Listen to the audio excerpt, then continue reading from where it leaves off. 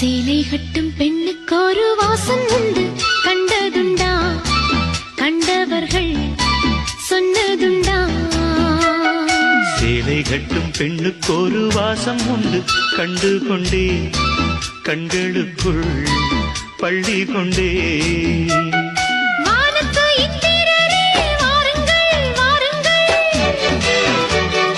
பெண்ணுக்குள் என்ன இன்பம் கூறுங்கள் கூறுங்கள். இதுமோ இதமோ சுகமோ உலகத்தில் இல்லை, இவளின் குணமோ மனமோ மலருக்குள் இல்லை.